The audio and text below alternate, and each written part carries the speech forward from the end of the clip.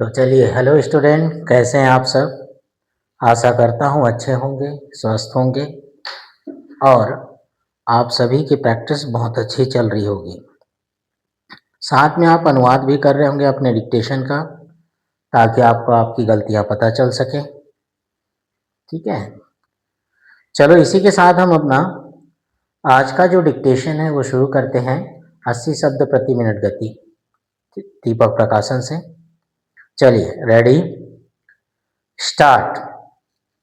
माननीय महोदय, इस सदन के 10 सदस्यों ने जिस महत्वपूर्ण प्रश्न को जिस करुणाजनक प्रश्न को इस सदन में उठाया, उसके बारे में मैं निवेदन करना चाहता हूं कि यह 10-12 सदस्यों की चिंता का विषय नहीं है।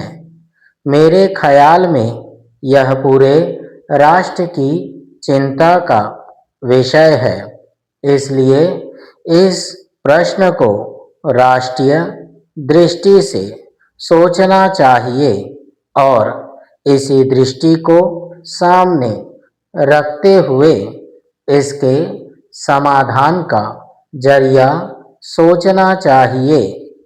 मैंने इस प्रश्न को इसलिए राष्ट्रीय प्रश्न कहने की हिम्मत की है कि जिन लोगों को बसाने की, जिन लोगों की तकलीफ़ों की यहाँ चर्चा की गई है, उनमें से ज़्यादातर वे लोग हैं जिन्होंने हमारे राष्ट्र की सुरक्षा, हमारे राष्ट्र की इज्जत और हमारे राष्ट्र के गौरव को बचाने में अपनी जान की बाजी लगाकर हमारी सेनाओं की सहायता की है। पैरा, इसलिए मैं कहता हूँ कि उनके गौरव की जो गाथाएं हैं वे हमारे राष्ट्रीय इतिहास का एक अंग बन चुकी हैं। ऐसी हालत में अगर समय रहते हम उनकी सहायता नहीं करते, उनकी समस्याओं का समाधान नहीं करते, तो हमारा जो इतिहास है वह हमको कभी माफ़ नहीं कर सकेगा। मैं अपने शासन से यह कहना चाहता हूँ कि इस बारे में शासन का जो दृष्टिकोण है वह कोई ज़्यादा अच्छा दृष्टिकोण नहीं है। मैं कहना चाहता हूँ कि ये ऐसे लोग हैं जिन्होंने राष्ट्र की प्रतिष्ठा के लिए इस देश की सहायता की है। उनके ऊपर हम लोगों को गर्व है और उन लोगों के बारे में मैंने स्वयं इस प्रकार के प्रमाण पत्र देखे हैं जिनमें हमारे सेना के सर्वोच्च अधिकारियों ने इस बात को प्रमाणित किया है कि इन लोगों ने सेना की बहुत ही ज़बरदस्त सहायता की है और अपने जीवन का खतरा मोल लेकर हमारे देश की सुरक्षा के लिए काम किया है। ऐसे लोगों को अधिक से अधिक सहायता दी जानी चाहिए। इस समय कैंपों के अंदर उनकी जो दयनीय स्थिति है उसको तत्काल ठीक किया जाना चाहिए।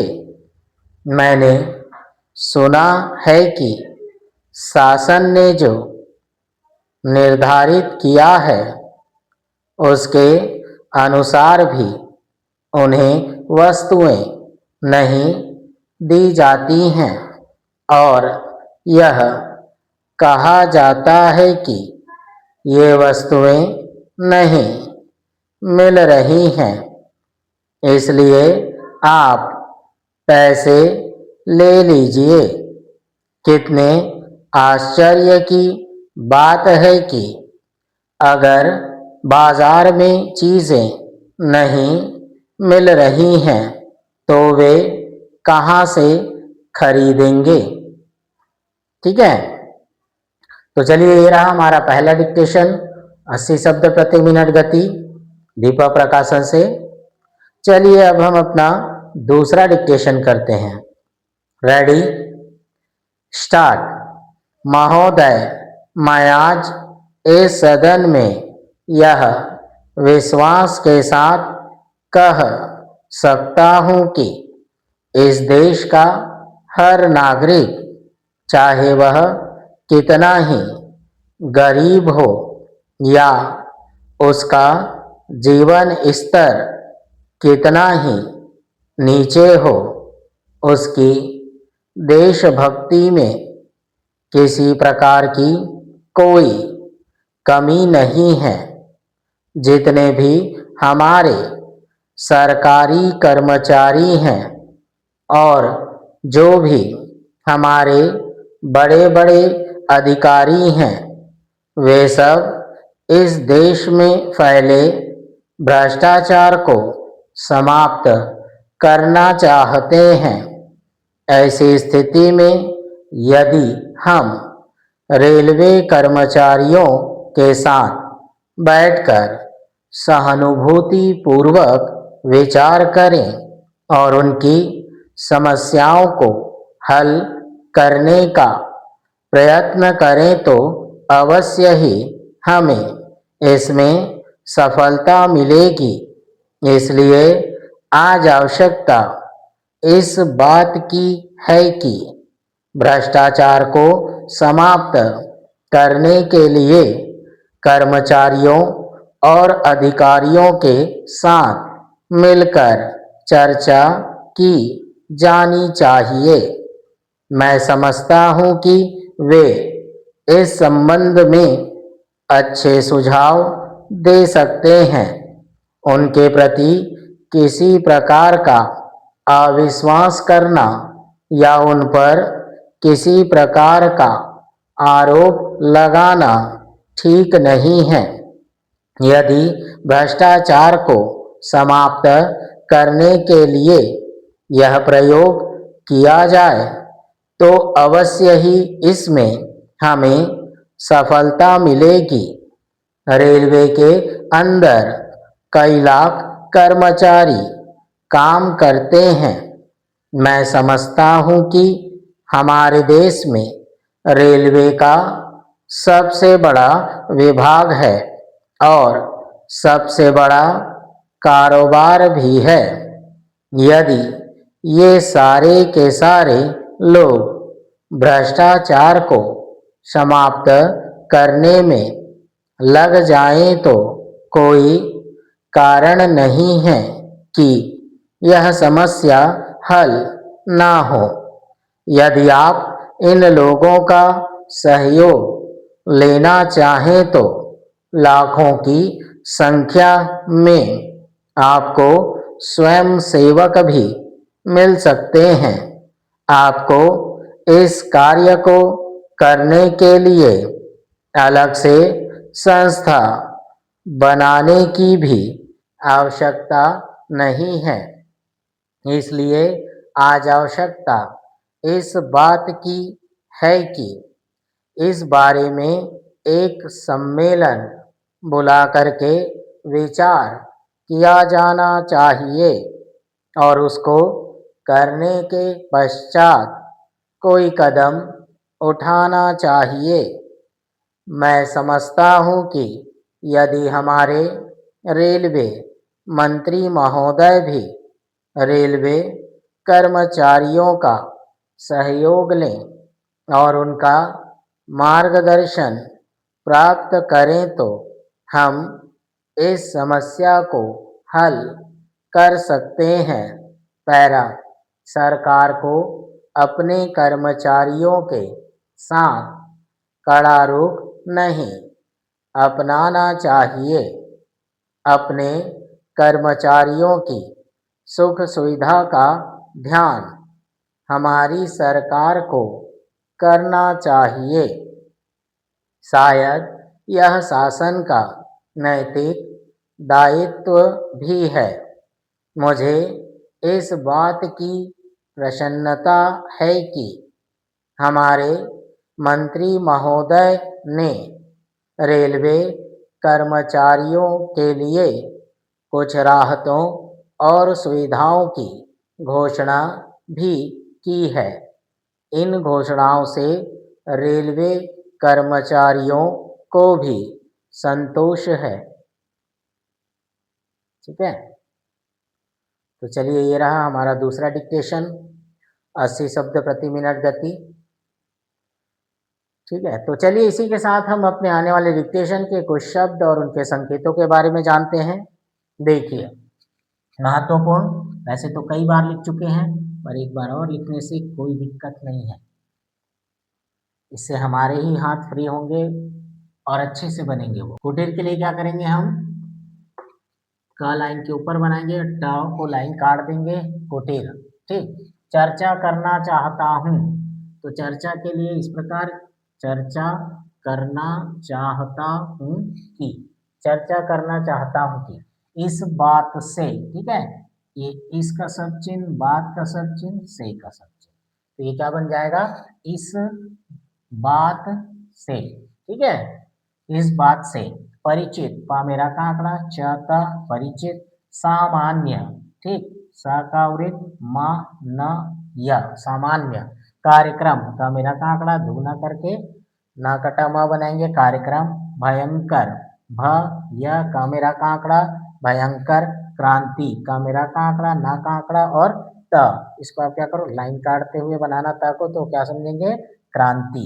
ठीक है, बनाना चाहिए, संक्षिप्त ब ना न चाहिए का चाप लगाएंगे, बनाना चाहिए। योग्यता, य का अर्धीकरण करेंगे, क्या जुड़ गया, ग, फिर य और त, योग्यता। ठीक, शिक्षित, शिक्षा का सब चिन्ह और इसमें त का आंकड़ा लगा दो, क्या बन जाएगा, शिक्षित। लघु, ठीक, ल घ, उ की मात्रा दे दो। स्थापित, स का वृत्त, थ, प में त का आंकड़ा, स्थापित। शिक्षा प्रणाली, शिक्षा का सब चिन्ह लिख करके प्र से काट दो, शिक्षा प्रणाली। योगदान, संक्षिप्त करेंगे या को और दामिना का आंकड़ा, ये क्या बना, योगदान। ठीक है, संपन्न, स प न और पूरा न का आंकड़ा और पूरा न, संपन्न। नियंत्रण, न इसको दुगना करके ना का आंकड़ा, नियंत्रण। और नियंत्रित करना होगा तो इसमें बस क्या लगाना है, डैश लगा देंगे, तो क्या बन जाएगा, ये नियंत्रित।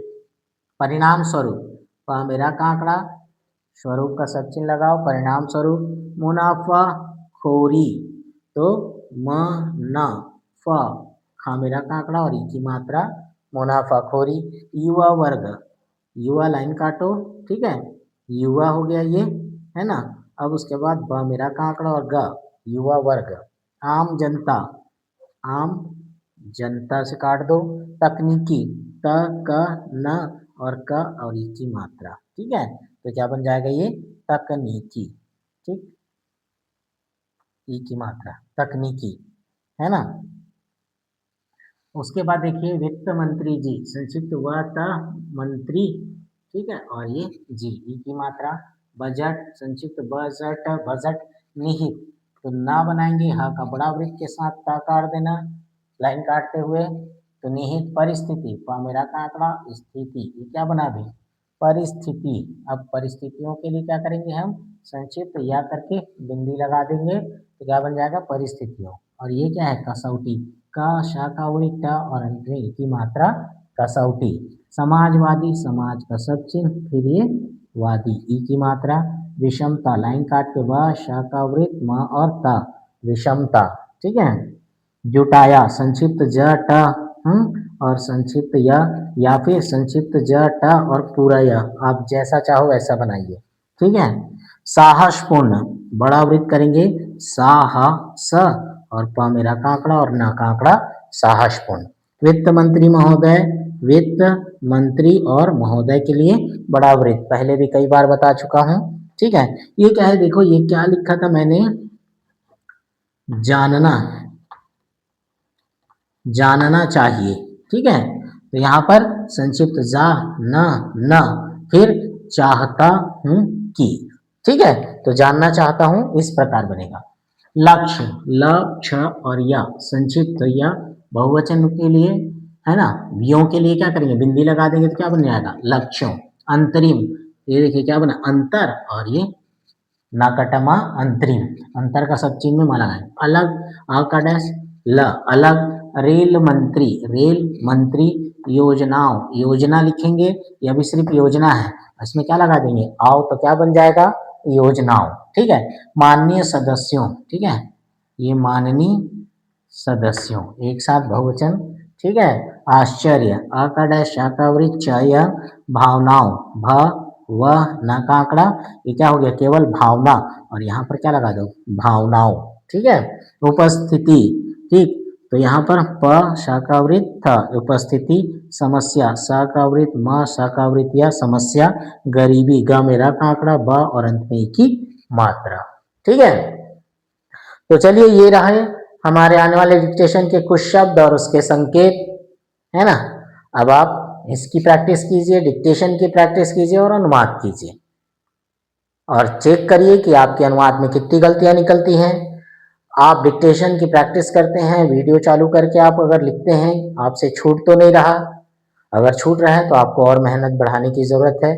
आपको अगर आप 2 बार एक डिक्टेशन को प्रैक्टिस कर रहे हैं तो उसको 4 बार करने की जरूरत है, और अगर 4 बार में भी छूट रहा है तो आपको 6 बार करने की जरूरत है। शॉर्ट हैंड स्टेनो स्पीड बढ़ाने का बस एक ही फंडा है, और वो है प्रैक्टिस। आपको प्रैक्टिस करना है, खूब प्रैक्टिस करना है। ठीक है, तो चलिए इसी के साथ हम अपनी आज की क्लास समाप्त करते हैं, मिलते हैं अगली क्लास में।